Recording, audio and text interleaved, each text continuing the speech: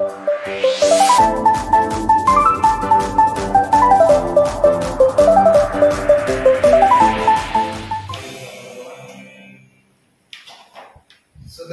puji, hormat, dan syukur kami naikkan kepadamu, ya Allah Bapa kami, Bapa pemelihara kami, Bapa yang tak terbatas kasihnya, yang kami puji, kami sembah, kami tinggikan di dalam nama Yesus Tuhan kami. Pagi hari ini Tuhan, kami buka hati kami mau bersama-sama mendengarkan suara-Mu melalui firman Tuhan yang kami baca, kami renungkan bersama. Biarlah Roh-Mu yang kudus ya Tuhan menerangi hati dan pikiran kami, memberikan kami hikmat dan pengertian, dan memberikan kami kekuatan untuk dapat melakukan kebenaran firman.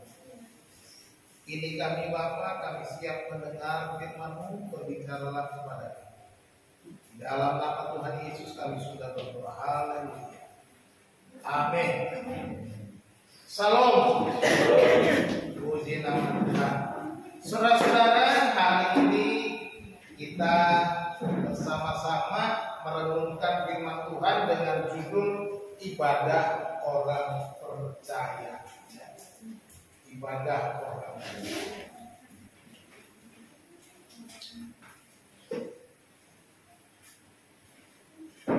Bagi saudara, apa sih artinya ibadah? Coba saudara merenung, apa bagi saudara artinya ibadah? Tentunya ada banyak di antara kita menganggap ibadah itu adalah kegiatan kebaktian seperti ini. Orang-orang berkumpul bersama-sama memuji Tuhan, berdoa bersama, mendengarkan firman Tuhan. Ya, itu benar. Tetapi ibadah seharusnya dijalankan di dalam kehidupan kita tiap-tiap hari. Hidup kita adalah ibadah. Ya. Apapun yang kita lakukan adalah sebuah ibadah. Pekerjaan kita lakukan sebagai ibadah. Anak sekolah yang belajar, dia sekolah sebagai sebuah ibadah.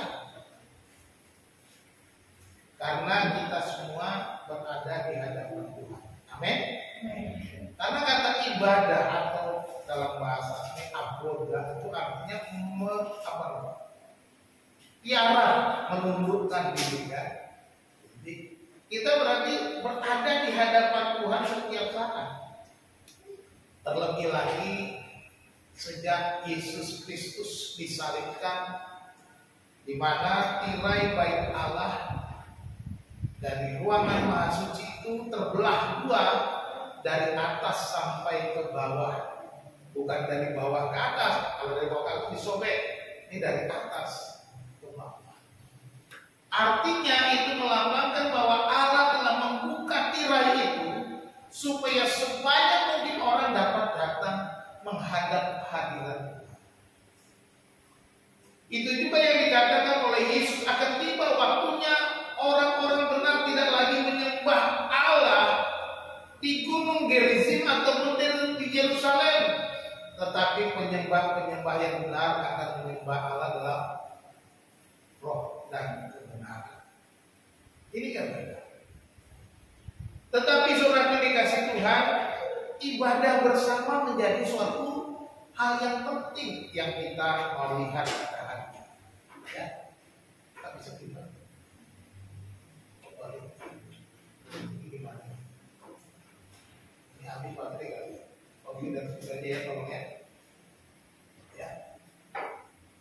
Klik. Ada orang menganggap ibadah hanya sebuah rutinitas. Kita bicara tentang ibadah kita seperti ini, ibadah minggu, kebaktian minggu. Ini sebagai sebuah rutinitas, sebagai suatu kegiatan yang harus dilakukan sebagai orang Kristen. Dia ke gereja ya karena saya orang Kristen. Nanti kalau nggak ke gereja nggak dibilang orang Kristen. Ini rutinitas saja. Tidak ada perasaan lain selain daripada sebuah kewajiban. Ya. Lagi ada yang menganggap ini juga sebagai sebuah kebutuhan. Nah ini ada orang menganggapnya ibadah datang ke gereja itu sebagai sebuah kebutuhan.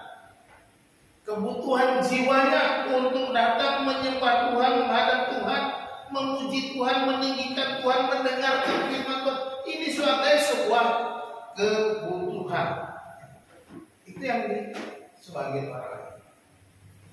Ada juga yang menganggapnya sebagai sebuah simbol, ya, sebagai sebuah simbol. Ini cuma lambang aja. Ini hampir sama dengan yang pertama tadi, seperti ini.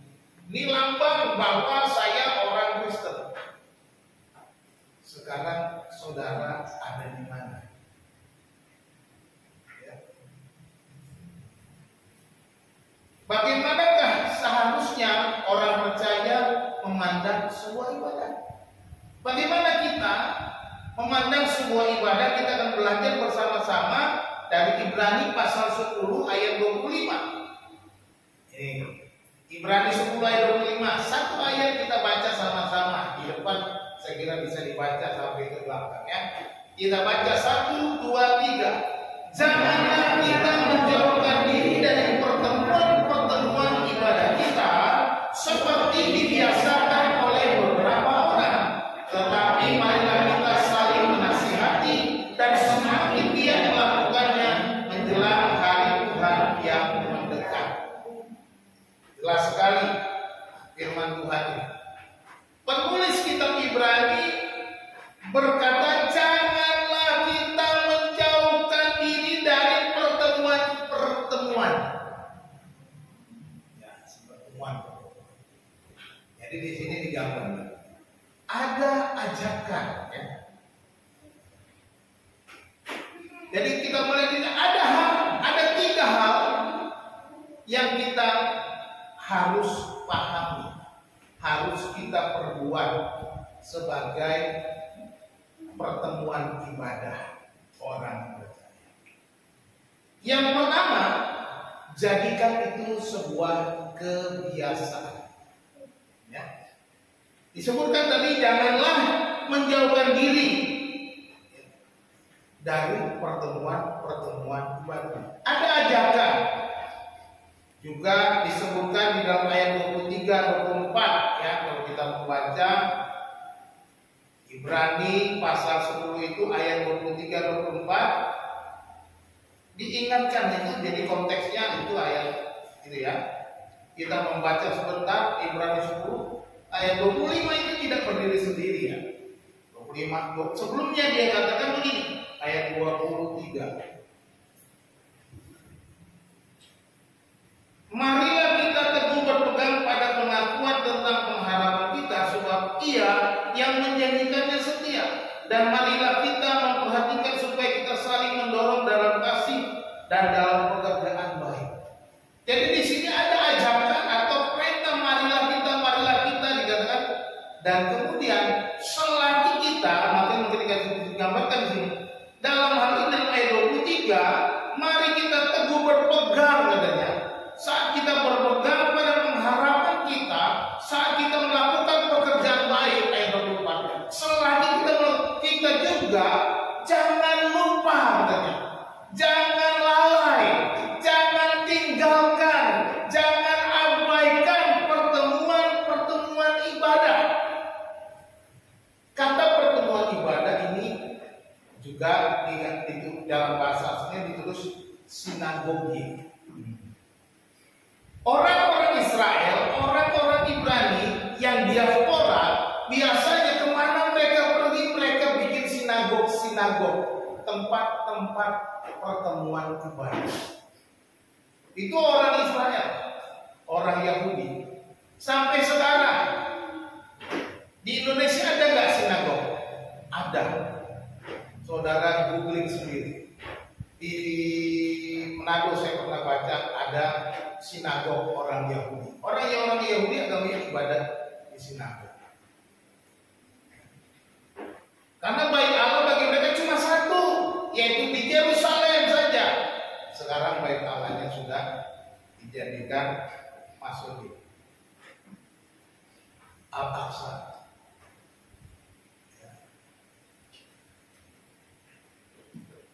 Jadi orang Islam ketika mereka berdiaspora, terpecah kemana-mana, ke seluruh dunia, kemanapun mereka pergi, mereka kumpul, mereka buat sinagog. Dan kali ini Paulus Ibrani berkata, jangan lupa kita berkumpul juga, bersinagoge, berkumpul bersama. Kalau sinagog, orang Israel, orang Yahudi itu bukan tempat mereka cuma ibadah sembahyang, tapi tempat mereka belajar. Mereka belajar firman Tuhan. Itu sinagog, pusat pendidikan. Kalau sinagog itu bukan hanya beribadah. Jadi di sini Paulus Ibrani, jangan engkau lalai. Sekalipun engkau sibuk dengan kegiatanmu, engkau sibuk dengan perbuatanmu, engkau sibuk, engkau berpengharapan menunggu Tuhan menantikan kedatanganmu, tapi jangan lalai untuk kumpul beribadah. Rupanya orang-orang Kristen pada masa itu mulai abai, lalai untuk berkumpul, malas untuk kumpul-kumpul karena mereka pikir ya sudah, yang penting aku sudah melakukan hal-hal yang baik, aku hidup dalam Tuhan, aku beriman Tuhan pasti datang. Tapi mereka sebagian tidak mau datang berkumpul. Itu sebabnya dianggap janganlah menjauhkan diri dari pertemuan-pertemuan ibadah. Lalu dikatakan seperti yang dibiasakan. Ya, beberapa orang kata dibiasakan itu bahasa Yunani etos. Kita sering mendengar kata etos. Etos dibiasakan ini artinya juga dijadikan adat kebiasaan. Etos itu bisa artinya adat. Jadi kita harus menjadikan ibadah, pertemuan ibadah ini sebagai sebuah kebiasaan, sebuah adat kebiasaan kita, adat budaya kita. Budaya Kristen itu ya beribadah, berkumpul bersama, jangan sampai lupa. Kalau orang Batak, kalau hidupnya tak beradat, dianggap orang Batak kelas 2. Atau adat orang Batak menjadi tinggi banget kalau di dalam budaya Bataknya. Sekarang kita hendaklah kita jangan mengabaikan, jangan menjauhkan diri dari pertemuan seperti yang dibiasakan. Ada orang-orang percaya yang sudah biasa menjadikan itu adat kebiasaan, menjadikan itu budaya mereka, budaya Kristen, bahwa mereka berkumpul bersama-sama, beribadah bersama, belajar bersama, memuji Tuhan bersama, berdoa bersama, saling membantu satu sama lain. Ini yang dilakukan. Jadi jadikan itu kebiasaan. Pertemuan ibadah seperti ini, jadikan itu adat budaya kita. Jangan malas, kalahkan kemalasan, kalahkan kedagingan. Bangun lebih cepat. Ini hari Minggu, saya tahu jam 8:30 saya harus ada di gereja. Saya harus datang jam berapa? Bangun jam bagaimana? Ya datang bagaimana cara? Saya mau ketemu Tuhan. Karena ini sudah jadi adatku, sudah jadi budaya. Ini etos hidupku. Harus begitu. Jangan terlalu santai.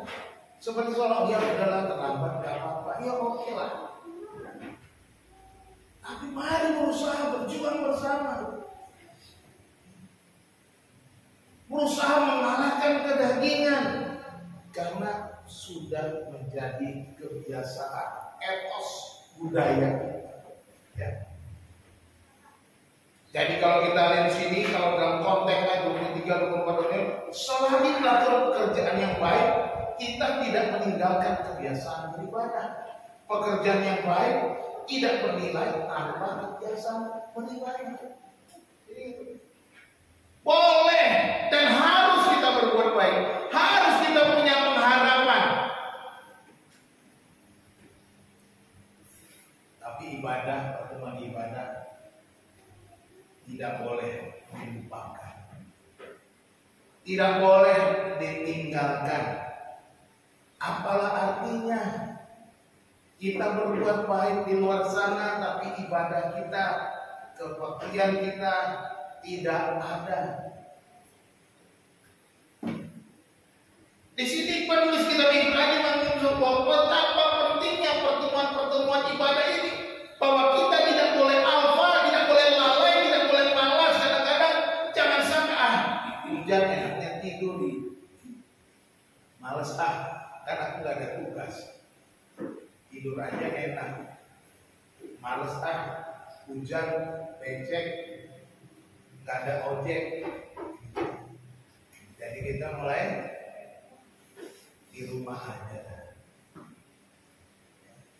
Jadi inilah pertemuan ibadah yang harusnya dijadikan kebiasaan orang percaya. Jadi karena itu etos, adatmu, budayamu sebagai orang percaya, berkumpul bersama, memuji Tuhan bersama, mendengarkan firman Tuhan, saling berbagi. Jadi ini sebuah kebiasaan yang baik, bukan hanya sekedar di luar sana kita berbuat baik, tetapi perlu juga di antara saudara-saudara seiman kita berkumpul memuji Tuhan, menyembah. Jadi ibadah orang percaya itu harus dijadikan kebiasaan, budaya adat kita. Yang kedua, ibadah orang percaya harus dijadikan persekutuan. Persekutuan. Di sana disebutkan, marilah kita saling menasihati. Saling menasihati. Ini menunjukkan bahwa sebuah persekutuan. Karena ada kata saling, kata menasihati dan kata parakaleo. Para dan kaleo. Para itu preposisi sam, kaleo itu memanggil. Artinya mari kita saling menguatkan, saling membangun, saling, makanya menasihati di rumah itu artinya saling menguatkan satu yang lain. Ini persekutuan.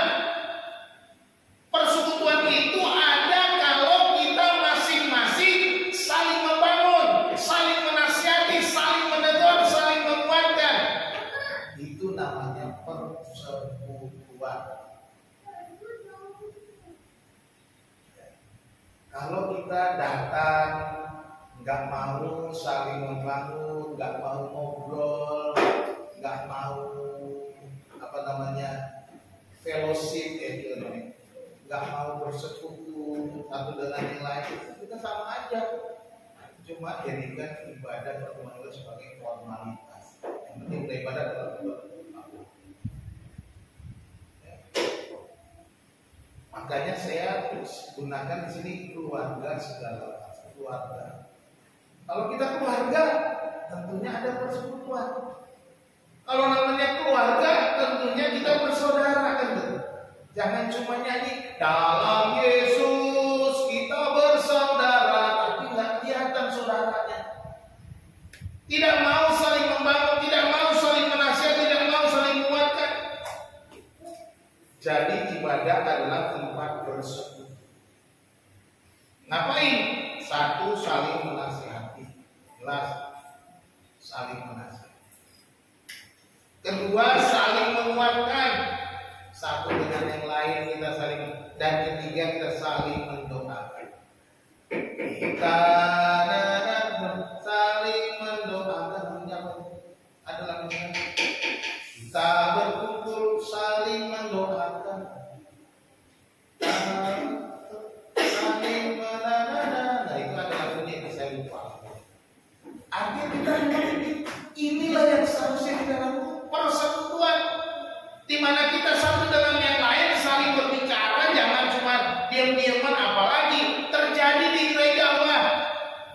nggak suka sama dia, ada begitu repot. Jangan sampai dapat duduk dekat dia, duduknya jauh-jauhan. Ketika ketemu di gereja, jalan ketemu di ruangan, uang buka. Nggak mau salaman, pura-pura dia ngobrol sama yang lain. Nah, bahaya itu. Mendingan nggak bisa ke gereja, itu harus bertobat itu.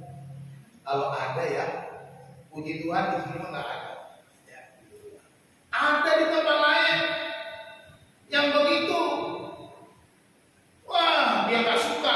Mau ketemu dia cari jalan.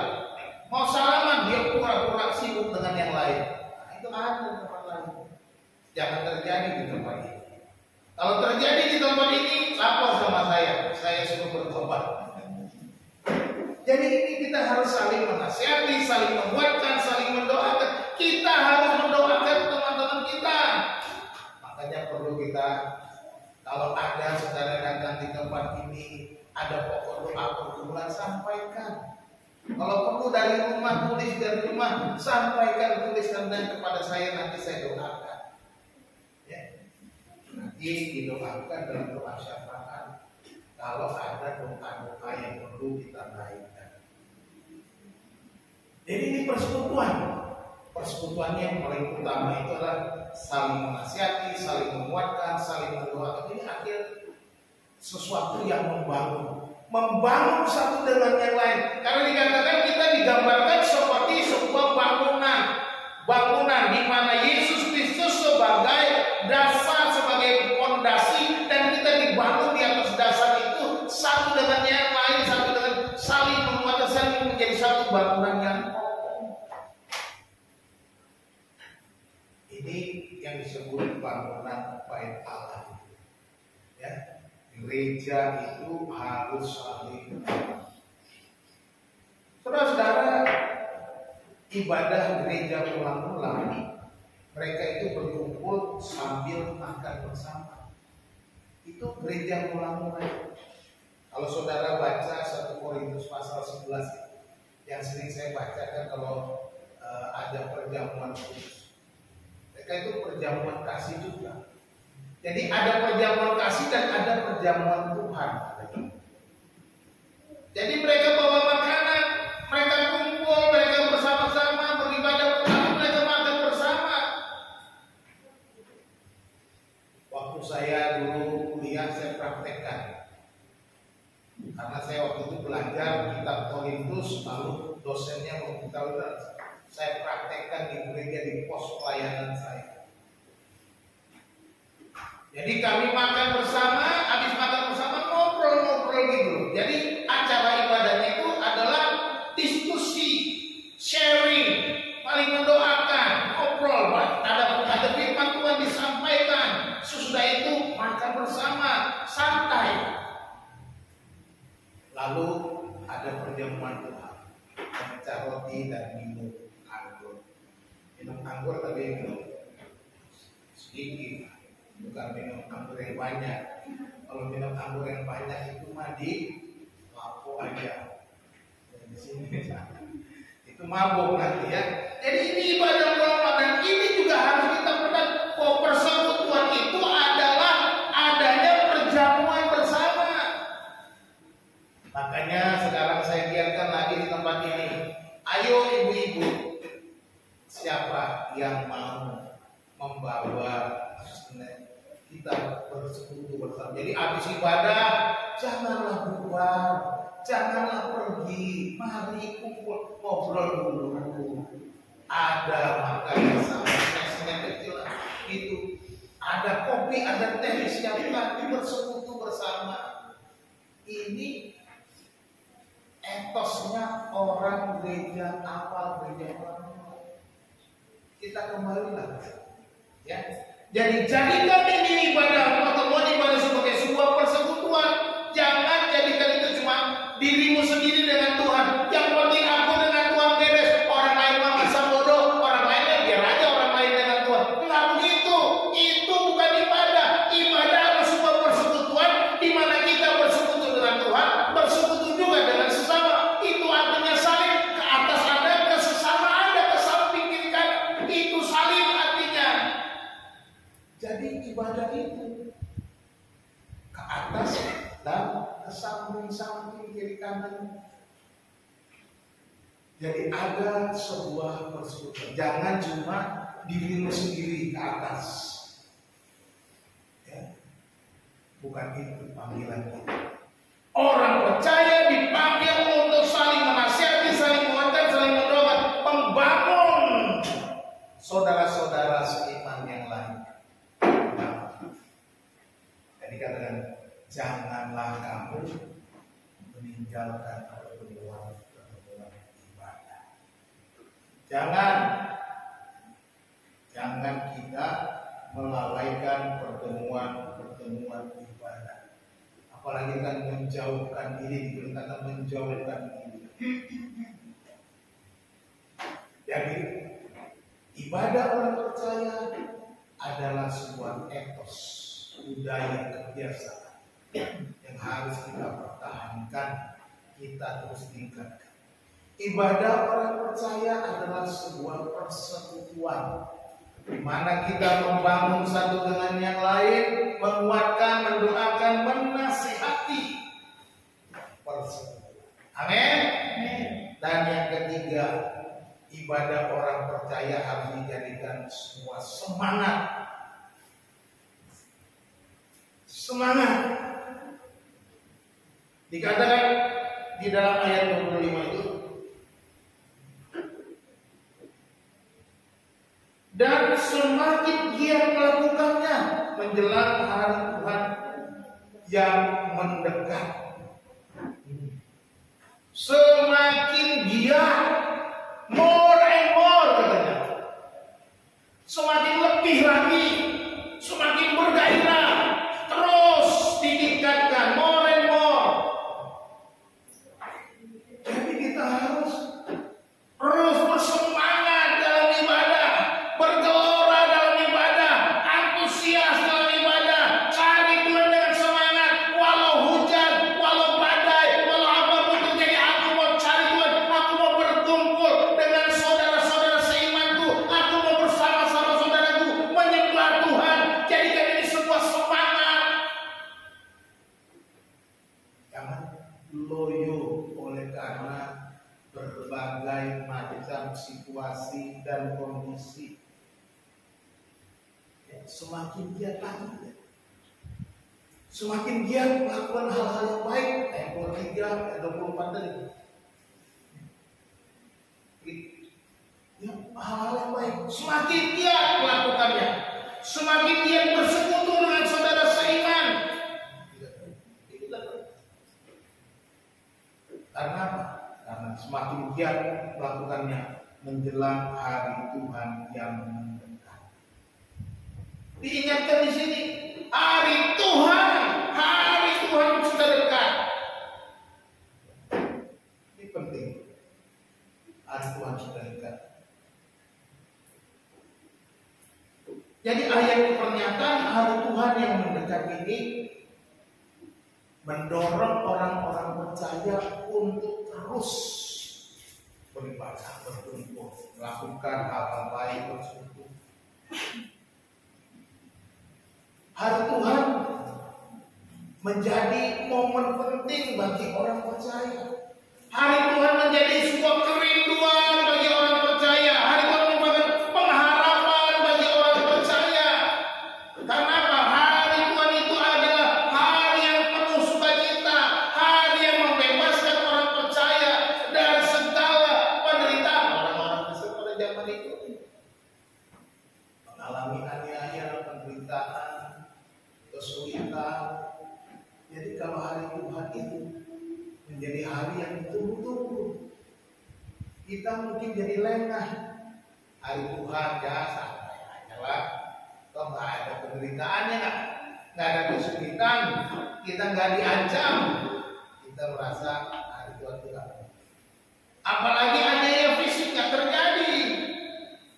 Orang Kristen mulai zaman dulu ada aniaya fisik,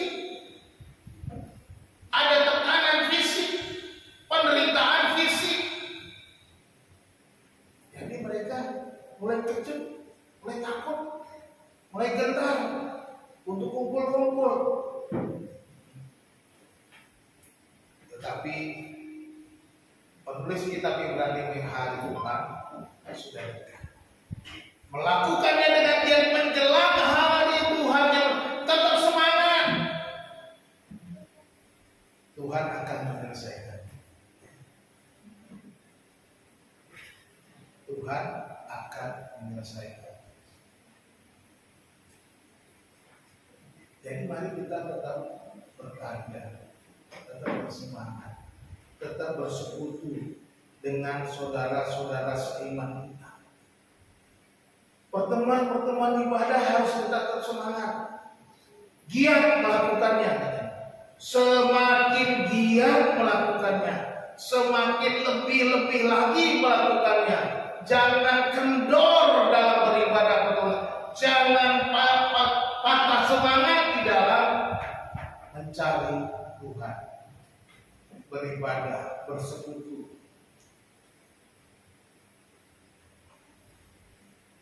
Di dalam hari Tuhan itu adalah hari penghakiman.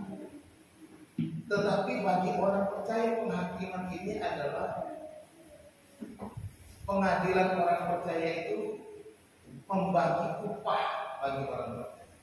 Jadi kalau Tuhan datang, kita itu diberi upah sesuai dengan perbuatan kita. Jadi kalau orang percaya hari Tuhan, pengadilan Tuhan itu bukan menghakimi saudara masuk surga atau masuk neraka. Bukan. Orang percaya sudah pasti masuk surga. Ya.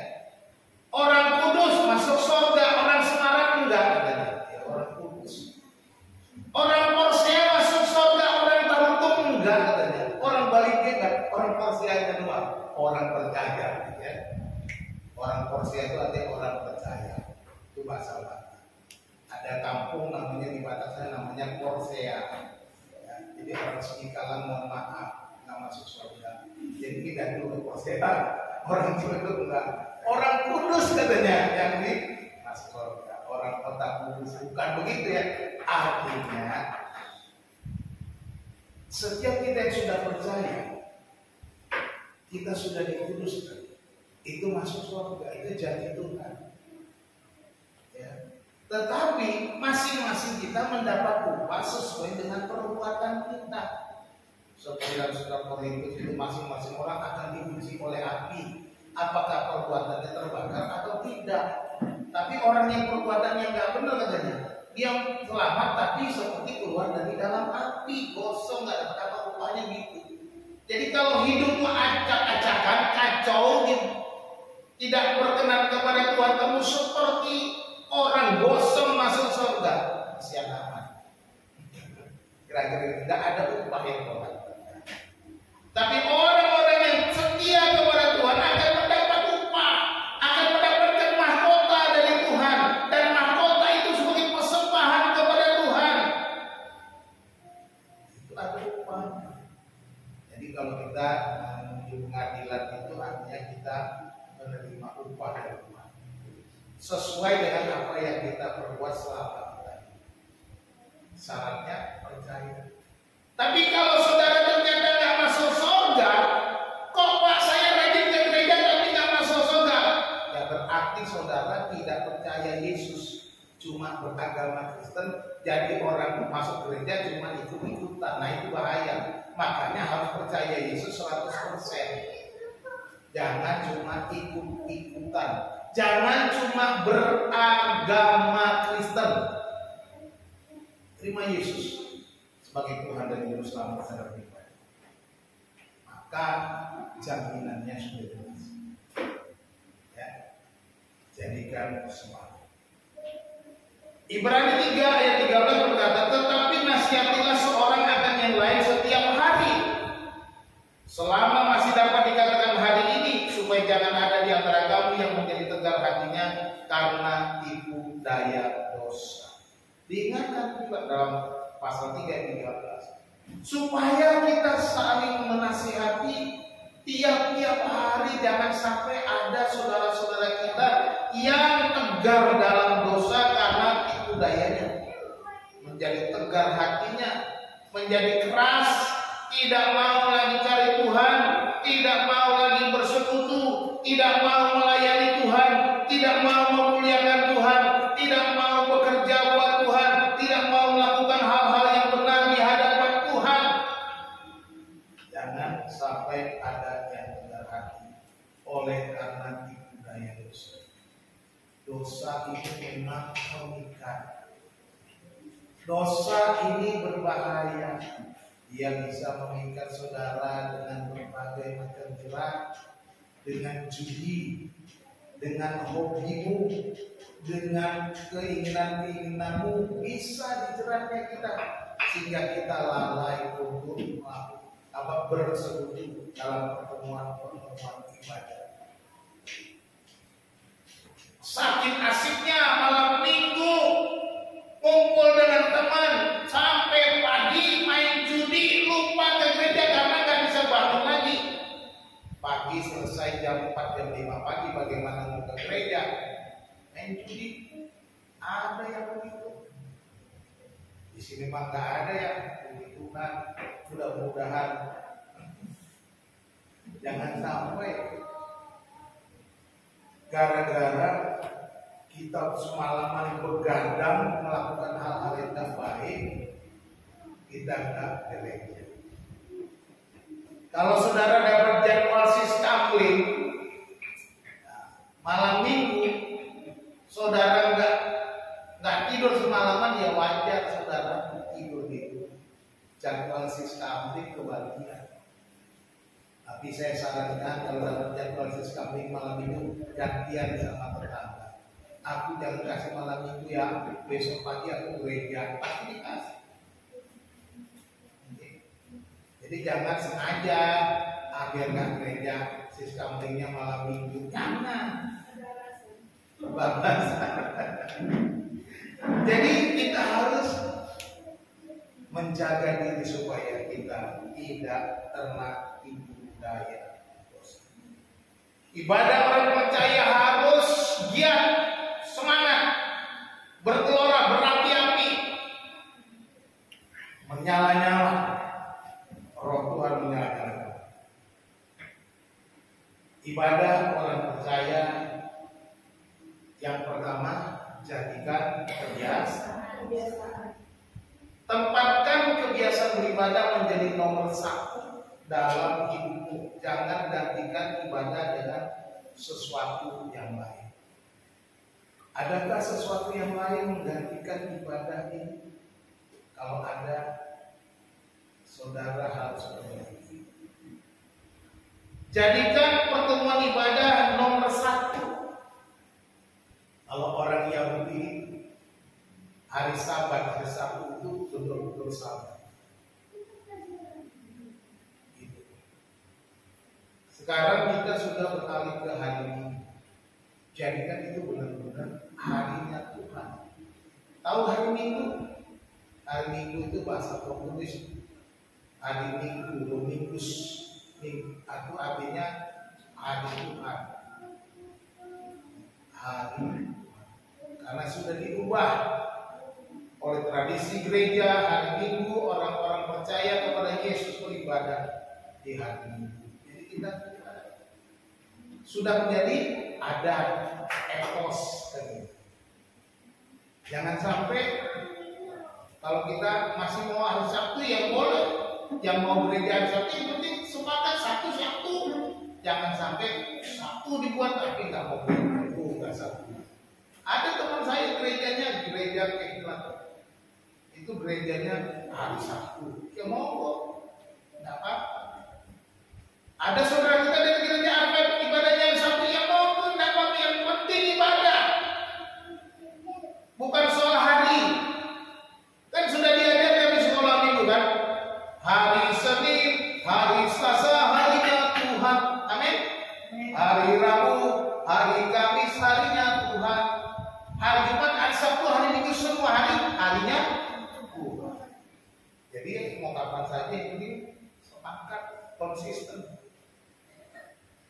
Jadikan sebuah kebiasaan. Yang kedua, jadikan persekutuan. Ibadah bukan hanya kita melakukan penyembahan kepada Tuhan, tetapi juga persekutuan untuk saling membangun satu dengan yang lain.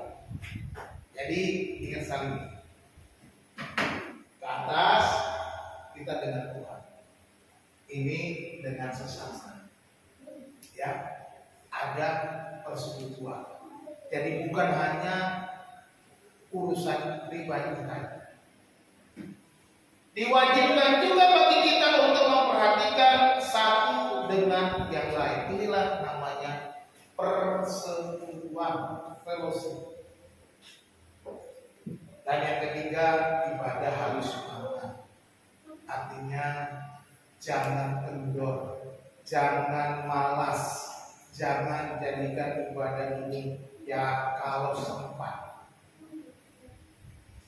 Jadi semangat beribadah dengan mengingat akan kedatangan Tuhan, sebab kita tidak tahu saat mana Tuhan akan datang. Terus macam dia, Tuhan pasti datang. Saya beberapa hari ini juga mau ngomong, anggap aja besok Tuhan datang. Jadi santai aja hidup ini. Jangan bingung, jangan khawatir, jangan besok bagaimana Pak, saya nggak bisa gereja karena kemarin saya nggak dapat uang, saya hari ini mau cari uang. Halo, nggak usah khawatir. Saya bilang masing-masing Tuhan sudah siapkan rezekinya. Kalau jam ibadah tutup warungmu, tutup tokomu, tutup usahamu, saya mau cari Tuhan itu dulu. Itu harus begitu. Semangat cari Tuhan. Jangan jadikan yang lain itu alasan. Pak, nanti saya nggak makan, siapa yang bilang yang makan atau tidak makan bukan usahamu. Kok bisa usaha tapi kok bisa juga nggak makan juga. Yang menentukan kau makan atau tidak itu Tuhan. Ya. Tuhan yang menyediakan makanan bagi kita. Coba kita lihat dari langit. Perhatikan bunga bakung. Coba ditanyakan lagunya, nggak bisa ya? Lagu bunga bakung di ladang, Tuhan hiasi. Perhatikan burung-burung di udara, Tuhan beri makan. Itu dari Matius pasal 4. Tuhan yang beri makan, Tuhan yang terlebih kamu orang yang percaya. Hei, halo, kita orang yang percaya apa kita orang yang tidak percaya? Kalau engkau orang yang percaya, maka jangan tetap semangat beribadah. Tuhan nomor satu. Jadi tinggalkan semuanya untuk pertemuan ibadah seperti ini. Wow, Jumat, hari Rabu, hari Sabtu, pemuda remaja, jangan malas. Kau pasti dapat berkat. Tuhan Yesus memberkati kita. Amin. Bapak, terima kasih untuk firman Tuhan. Hari ini kami belajar betapa pentingnya beribadah bersama, bersekutu dengan Tuhan, jadikan kebiasaan budaya hidup kami, dan kami tetap bergiat bersemangat di dalam bersekutu bersama, beribadah dalam pertemuan ibadah. Tuhan, kuatkan kami, mampukan kami, tolong kami Tuhan, ketika kami lemah, ketika kami muncul kemalasan, ketika kami menghadapi pencobaan, berikan kami kepekaan supaya kami dapat menang melawan pencobaan dan kami melangkah ke rumah Tuhan. Terima kasih Tuhan, kami menyerahkan waktu ini ke dalam tangan Tuhan. Kiranya menolong kami, Tuhan kiranya berbicara terus kepada kami, dan Tuhan menguatkan kami. Hamba-Mu berserahlah Tuhan. Berkati umat-Mu, berkati hamba.